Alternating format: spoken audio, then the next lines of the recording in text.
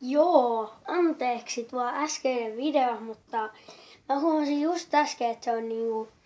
Mä näytin tätä dekkiä ja näitä renkaat, niin nämä renkaat ei näkynyt. Niin, nyt mä vähän säätäin tätä. Jos joku pistää kommentteihin, että tää on ihan surkea video, että ei voi katsoa, kun tää on niin viottunut, niin... Älkää please sano. Kun mä huomasin sen vasta äsken, mä itse täällä vaan kuvailin tätä yksin kotona, niin joo. Eikä mä teen tän kokonaan uudelleen ja mä menen tänne näin. Niin kuin nytten pitäisi nähdä. Luntin Soul Bars.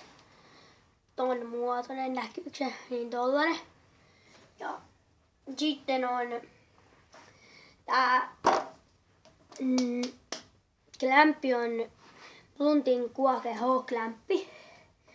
Ja kaikki sanoo tätä SCX, mutta tää ei oo SCX, tää on vain 4-ruuvinen klämpi. Ja sitten Prodigy-dekki, ihan hirveän hyvä. Ei oo ihan smoothi niin kuin kuulette.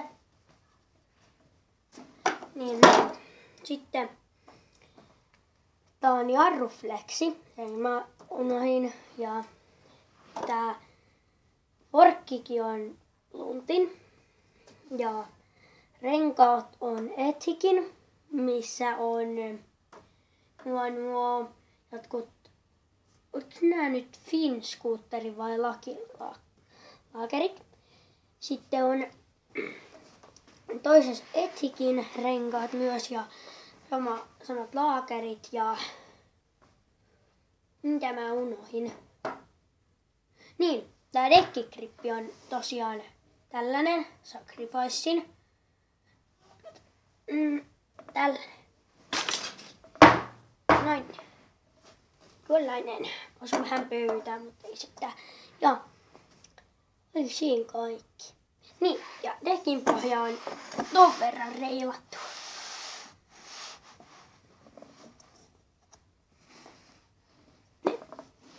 Ja seuraava video tulee ehkä viikon päästä tai joskus. No mä en yhtään tiedä, että minkälainen sää on, että voiko mennä pihalle skuuttaa.